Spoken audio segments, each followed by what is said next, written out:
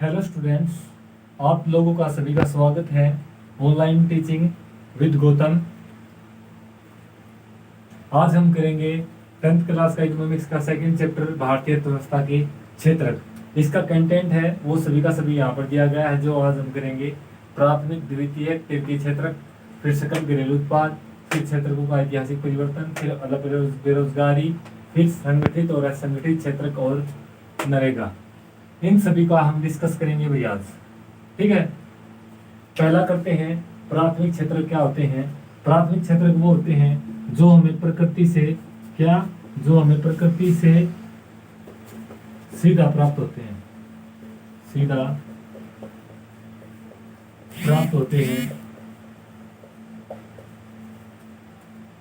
वो क्या होते हैं? प्राथमिक क्षेत्रक।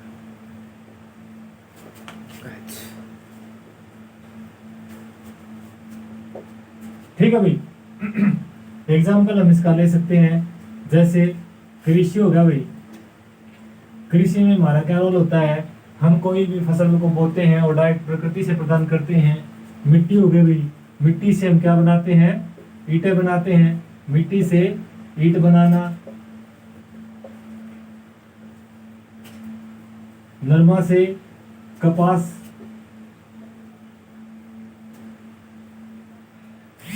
मत्स्य पालन,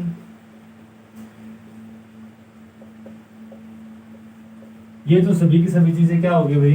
प्राथमिक क्षेत्र में हो गई। जो चीजें हमें प्रकृति से सीधा प्राप्त होती हैं उसे हम प्राथमिक क्षेत्र कहते हैं। जैसे कृषि हो गई, मिट्टी से हम ईंट बनाते हैं, क्योंकि मिट्टी कहाँ से प्राप्त होती है? हमें मिट्टी हमें प्रकृति से प्राप्त होती है, उससे हमने ईंट बनाई, ये प्राथमिक क्षेत्र हो गया।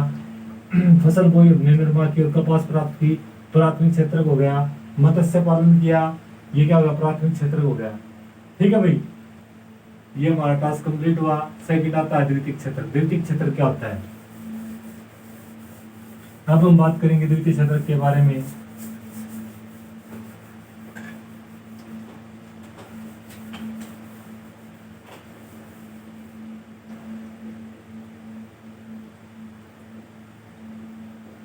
प्राथमिक क्षेत्र से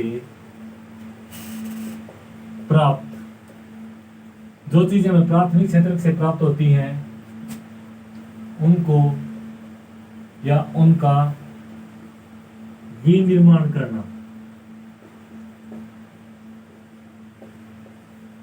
विनिर्माण करना क्या कहलाता है? द्वितीय क्षेत्र कहलाता है भाई।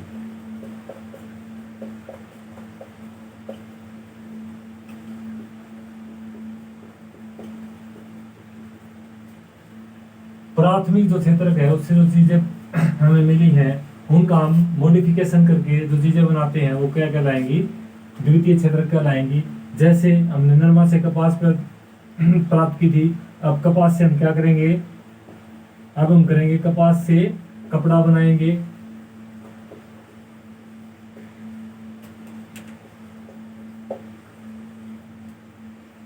ईंटें बनाई थी, ईंटों से क्या बनाएंगे? भवन बनाएंगे।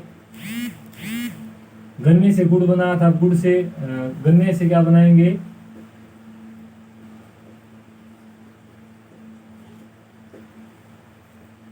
लकड़ी मिली थी भाई हम प्रकृति से, लकड़ी से हमने क्या बनाया? फर्नीचर। ये सभी की सभी चीजें किस में आएंगे भाई? द्वितीय क्षेत्र के अंदर आएंगे भाई।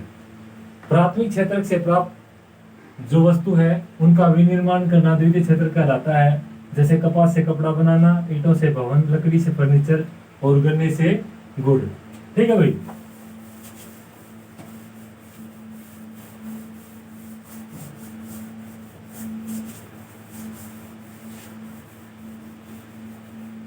अब हम बात करते हैं तृतीय क्षेत्र की। तृतीय क्षेत्र में क्या होता है भाई? जो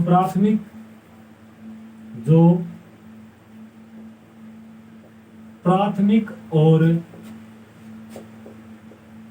द्वितीय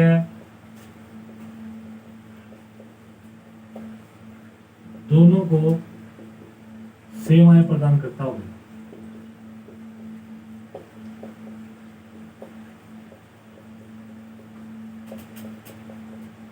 जो प्राथमिक और द्वितीय दोनों को सेवाएं प्रदान करता हो उसे क्या कहते हैं? तृतीय क्षेत्र। इसको सेवा क्षेत्र भी कहते हैं। क्या कहते हैं? सेवा क्षेत्र भी कहते हैं। इसके अंदर क्या क्या आते हैं भाई? एग्जाम्पल इसके हम ले तो इसके अंदर क्या क्या आएगा? परिवहन हो गया,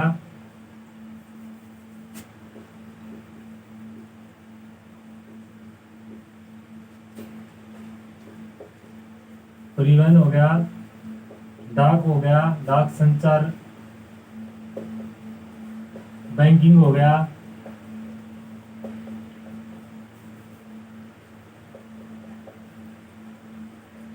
ये सभी की सभी चीजें किसके अंदर आएंगी भाई? तृतीय क्षेत्र के अंदर आएंगी। ये प्राथमिक और द्वितीय दोनों को सेवाएं प्रदान करता है। जिस प्रकार से भाई प्राथमिक में हमने प्रकृति से फसल पैदा की तो फसल को लाने ले जाने के लिए परिवहन की जरूरत होगी। अब उसके बाद आता द्वितीय क्षेत्र। द्वितीय क्षेत्र को क्या कहते हैं हम? औद्योगिक क्षेत्र भी कहते हैं इसको। क्या कहते हैं? औद्योगिक क्षेत्र भी कहते हैं। औद्योगिक क्षेत्र भी कहते हैं। क्यों कहते हैं? क्योंकि इसके अंदर विनिर्माण होता है। अगर हम उद्योग लगाएंगे तो हमें कच्चे माल की आवश्यकता होगी, और कच्चा माल कहाँ से प्राप्त होगा? हमें प्राथमिक क्षेत्र से प्राप्त होगा, और उसके लिए हमें पैसों की भी जरूरत होगी। तो वहां से पैसे कहाँ से मिलेंगे? पैसे हमें मिलेंगे, बैंक से लोन मिलेगा। तो ये क्या हो गया? सेवा क्षेत्र हो गया। अब कुछ जो चीज हमने तैयार की है उस चीज को हमें मार्केट में बेचना भी होगा, तो उसके लिए किसकी जरूरत पड़ेगी? डाक संचार की जरूरत पड़ेगी। ये सभी की सभी किस में आ गई भाई? सेवा क्षेत्र में आ गई। तृतीय क्षेत्र के अंदर कुछ क्षेत्र ऐसे भी आते हैं जिनका इन दोनों क्षेत्रों से दूर रुपये का कोई संबंध नहीं होता है। जैसे डॉक्टर हो गया, वकील हो गया। ये कुछ क्षेत्र कैसे हैं जो सेवा क्षेत्र में आते हैं जिनका इन दोनों क्षेत्रों से कोई दूर रुपये का संबंध नहीं होता है। इसके बाद नेक्स्ट आता है भाई सकल घरेलू उत्पाद।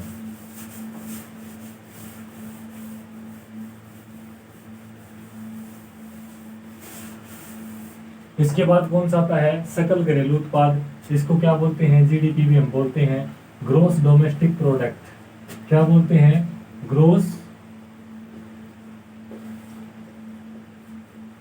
डोमेस्टिक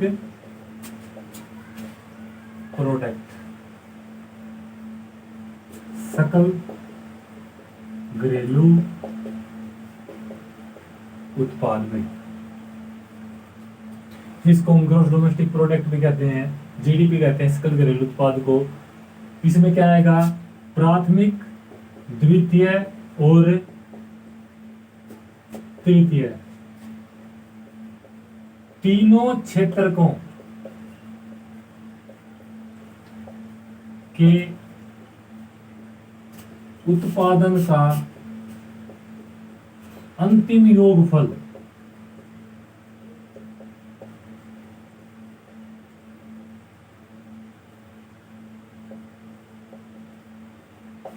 अंतिम योगफल क्या कहलाता है भाई? जीडीपी कहलाता है, सकल घरेलू उत्पाद कहलाता है। अंतिम योगफल कैसे? जैसे भी प्राथमिक में हमने क्या लिया? प्रकृति से गेहूं हमें मिला। अब हमने गेहूं से क्या बनाया? आटा बनाया। गेहूं से क्या बनाया? गेहूं से बनाया हमने आटा। गेहूं लिया मान लीजिए 8 रुपए किलो, अब आटा बनाया, आटा 10 रुपए किलो हो गया। अब आटे में कंपनी, आटा गया कंपनी में, कंपनी ने क्या किया? उसमें तेल मिलाया, चीनी मिलाई, और इसका क्या तैयार किया? बिस्किट तैयार किया। और बिस्कुट तैयार करके इसके ऊपर एमआरपी लगा के इसको बेच दिया 60 रुपए प्रति पैकेट में। तो अब ये इसका क्या हो गया? अंतिम उत्पाद हो गया। अंतिम उत्पाद का योगफल हो गया भाई। प्राथमिक क्षेत्र भी हो गया, इसमें द्वितीय क्षेत्र भी हो गया, और तृतीय क्षेत्र भी हो गया। इन तीनों का योगफल मिलाकर क्या हो गया? सकल घरेलू उत्पाद। ठीक है भाई।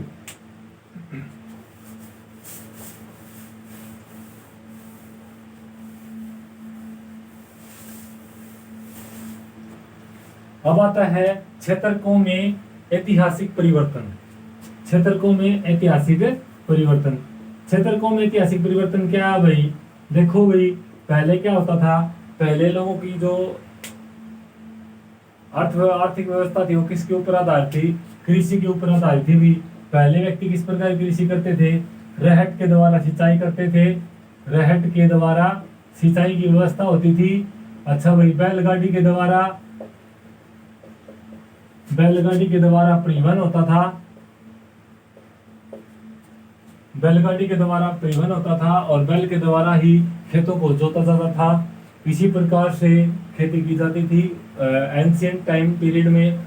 लेकिन बाद में उसके अंदर हिस्टोरिकल चेंजमेंट आते हैं, ऐतिहासिक परिवर्तन क्या आते हैं कि रेहटने का काम किसने ले लिया, बिजली की मोटरों ने ले लिया। अब ज़्यादा सिंचाई होने लगी, बैलगाड़ी का जो बैलगाड़ी की जगह ट्रैक्टर ने ले ली और भाई ट्रैक्टर से अब अच्छी जुताई होने लगी।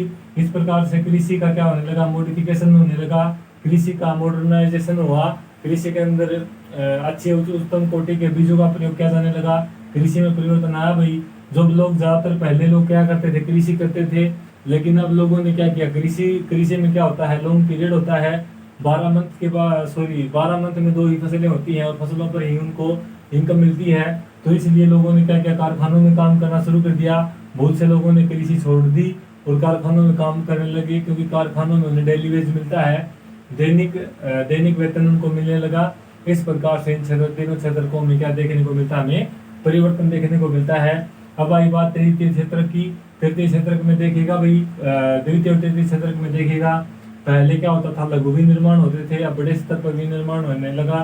पहले क्या होता था, गन्नों का पहले रस निकाला जाता था, वैसे लोकल तरीके से बैलगाड़ी के द्वारा, एक देसी जुगाड़ के द्वारा और छोटे स्तर के ऊपर उसको गुड़ बनाया जाता था। लेकिन अब क्या किया जाने लगा, बड़ी मशीनें आ गई और ज़्यादा स्तर के ऊपर कम समय में ज़्यादा गुड़ बनाया जाने लगा। इसी प्रकार से एग्जाम्पल लिया हमने ये तो अब मजदूरों की आवश्यकता कम होने लगी, अच्छी से अच्छी ज़्यादा से ज़्यादा मशीनों का प्रयोग किया जाने लगा। तृतीय क्षेत्र में पहले डाक संचार व्यवस्था होती थी, आज मोबाइल फोन आ गए हैं। इस प्रकार से जो तीनों के तीनों क्षेत्र हैं, इसके अंदर हमें ऐतिहासिक परिवर्तन देखने को मिले। फिर आता है अल्प बेरोजगारी। अल्प बेरोजगारी का मतलब ही क्या होता है भाई, कम बेरोजगार। क्या होता है, कम बेरोजगार। किस तरीके से भाई, मान लीजिएगा एक परिवार में 5 सदस्य हैं और उसकी जमीन आती है 4 खेत इसके आते हैं और 4 खेत में 5 व्यक्ति काम पर लगे हुए हैं। अगर इनमें से काम कितनों का है, तीनों का है, तो 2 क्या कर रहे हैं, एक्स्ट्रा। 2 क्या लगे हुए हैं, एक्स्ट्रा काम पर लगे हुए हैं। अगर ये दोनों काम छोड़ दें तो इसी कृषि के ऊपर कोई फर्क नहीं पड़ेगा। इसको क्या कहेंगे, अल्प बेरोजगारी। इसके बाद आता है संगठित और असंगठित क्षेत्र।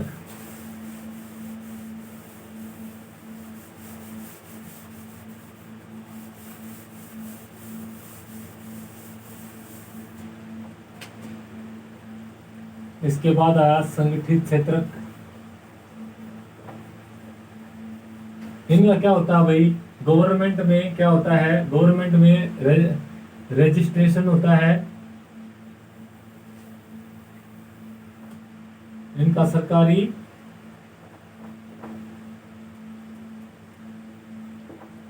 पंजीकरण होता है इनका। इनको क्या होता है, इनका समयावधि समय इनका निर्धारित होता है।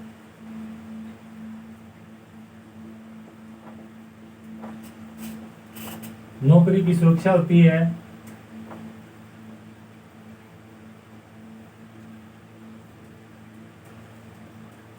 देखिए भाई, जो संगठित क्षेत्र होते हैं इसके अंदर इन सभी मजदूरों का पंजीकरण होता है। इनका टाइम पीरियड निर्धारित होता है कि सुबह मान लीजिएगा 8 बजे गए तो शाम को 5 बजे इनकी क्या हो जाएगी, छुट्टी हो जाएगी। संडे को इनका हॉलीडे रहेगा और इनको परमानेंट इनकी जॉब रहती है। अगर इनको किसी कारणवश इनकी मृत्यु हो जाती है या कोई एक्सीडेंट इनका हो जाता है तो उसके अंदर परिवार की सिक्योरिटी होती है। इस प्रकार से संगठित क्षेत्र के अंदर ये चीजें आएंगी। और इसके अपोजिट होता है एक असंगठित क्षेत्र। असंगठित क्षेत्र में क्या होता है भाई, असंगठित क्षेत्र में क्या होता है, कोई जॉब सिक्योरिटी नहीं होती है, किसी भी प्रकार की कोई जॉब की सुरक्षा नहीं होती है। उसकी जॉब कभी भी जा सकती है, उसका कोई टाइम पीरियड नहीं होता है, जॉब का कोई टाइम पीरियड नहीं होता है। जितना वो जाएगा काम पर उतना ही उसको पैसा मिलेगा। उसकी कोई हॉलीडे वगैरह, कोई छुट्टी वगैरह नहीं होती है। अगर कोई उसके साथ ऐसी असामाजिक घटना घट जाती है तो उसकी कोई सुरक्षा नहीं होती है। ये होता है असंगठित क्षेत्र के अंदर। ठीक है भाई। अब आता है हमारा नरेगा, मनरेगा, नेशनल रूरल, ठीक है,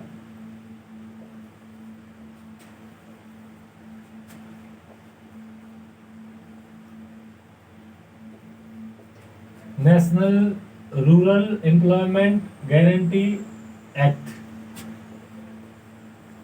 2005, ये है भाई नरेगा। इसको बाद में महात्मा गांधी मनरेगा भी कर दिया गया। इसका नाम बदल के बाद में क्या कर दिया गया, मनरेगा महात्मा गांधी।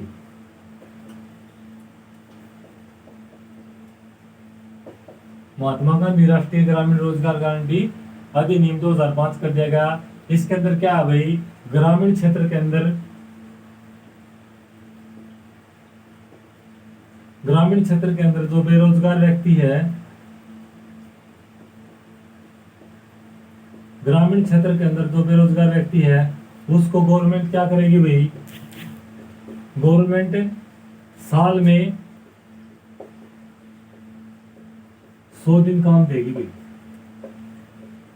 100 दिन क्या करेगी, काम देगी। ठीक है भाई। इस अधिनियम के थ्रू गवर्नमेंट क्या करेगी, जो बेरोजगार व्यक्ति है चाहे वो पढ़ा लिखा हो या अनपढ़ हो, उसको गवर्नमेंट क्या करेगी, हर साल में कितने 365 दिन होते हैं, 365 दिन में से 100 दिन इसको क्या देगी, काम देगी।